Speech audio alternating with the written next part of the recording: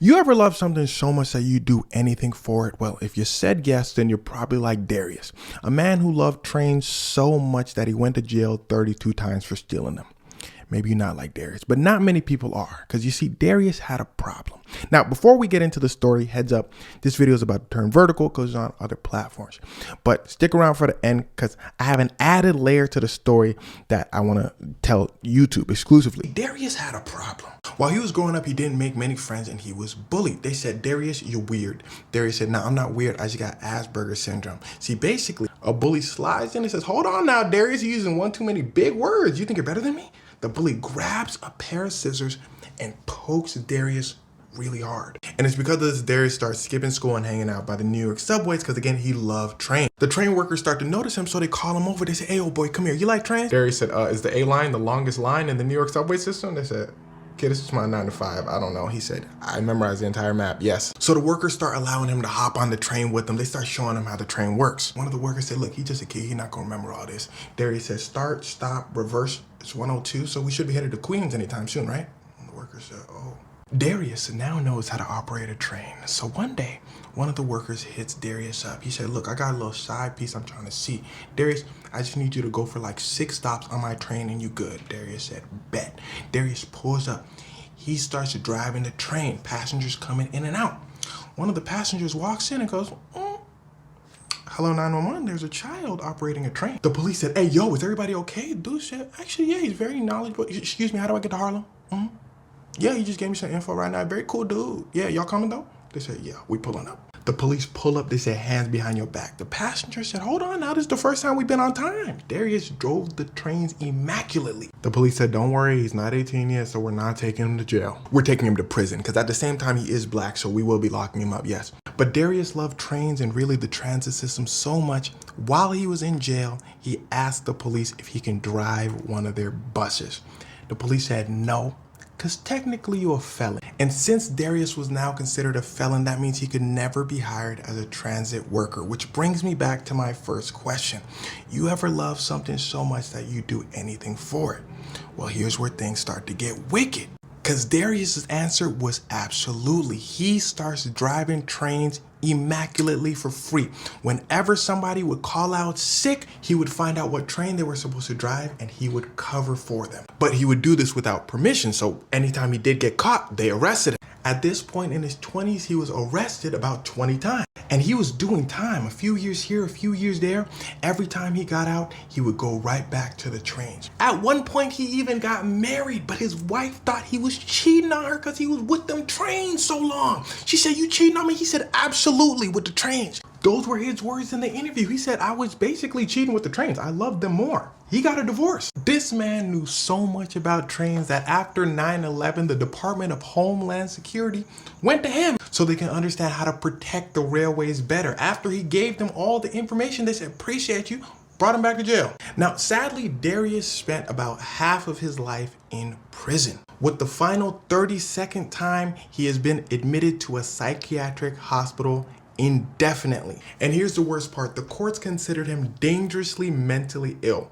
So they locked him up with violent offenders. The psychiatrist that the courts called in said, don't do that. That is not a recommendation. He should be allowed some freedom. He is not dangerous. The court said, yes, we called you guys in, but we wanted you to agree with us, so we're not taking your opinion. He's dangerous. Lock him up. And well, Darius has been locked away in a type 1 facility, meaning he's considered very dangerous, for about 7 years now. Both of the court psychiatrists recommended he be in a type 3 facility, meaning he is allowed some freedoms. He's not considered dangerous. Now, regardless, if you think this is unfair, I need you to do me a favor. I need you to at least speak about this. Tell a friend about Darius. Share this video if you must. If you make videos, make a video about this. Use the hashtag #FreeDarius when you're talking about this. Let's make this an online movement, because at the end of the day, it's not just about Darius, it's about a broken system that absolutely needs to change. If you'd like to do more, there's a petition I found. Go to Google, type in change.org, free Darius. Now, this part was too long for the other platforms, but what I wanted to add was, I'm going through this entire case file, Darius's entire case file, right? And our system is god awful. I said in the story there were 2 psychiatrists, there were 2 court psychiatrists. Well, there were actually 3 court psychiatrists. Listen to this. So Darius's first court psychiatrist, his opinion couldn't be taken into court record because it turns out he was the worst. The psychiatrist said, in my opinion, Darius is considered very dangerous and should be locked up in a type 1 super lockdown facility. The court said, okay, why do you think this? What's your diagnosis of Darius? The psychiatrist said, well, easy, because Darius is depressed. The court said, why do you think he's depressed? The psychiatrist said, oh, I did not think he was going to ask me that. Well, I put it down on his file that he's depressed. The court said, can we get a little more though? The psychiatrist said, okay, let me be honest with you. I just put it down. I didn't really. So the court started looking into Darius's first psychiatrist's documents. They said, you put his religion in wrong. The psychiatrist said, I did?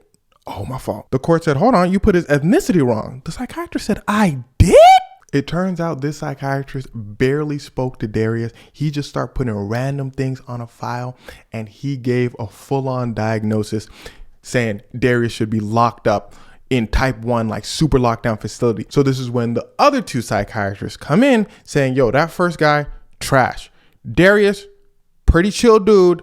Put him in a type 3 facility. He's not a danger. He's fine. Darius's lawyers say, okay, look, courts, let's take a listen to the second two psychiatrists. Let's throw away what the first psychiatrist said. The court said, I agree. We are not going to listen to what the first psychiatrist said. In fact, and this is the court's words, we are appalled at his testimony. Darius's lawyer said, that's all we asked. The court said, hold on now. We ain't say we listening to the second two psychiatrists though. We listening to nobody. The court still decided Darius was considered a danger and he was type 1. They said, we are not taking the second two psychiatrists' testimony into account. We're not taking the first one. We just going to decide, which kind of shocked me and saddened me a bit, because that's when it really dawned on me that someone's life was absolutely in the hands of people's opinions. That first psychiatrist said, I just feel like he's a danger. If they didn't catch that first psychiatrist making mistakes all over his forms, then they would have took his testimony into account. I mean, they still considered him a danger anyway, but I say, think about this for any court case. There can be psychiatrists or experts that walk in that aren't really doing their jobs, but their opinion will be heavily considered. Or it could be a judge that does not consider experts' opinions and decides, you know what, I'm gonna go for my own opinion. I feel like he's a danger. Y'all could be experts, but my opinion is that guy's a danger. Lock him up indefinitely.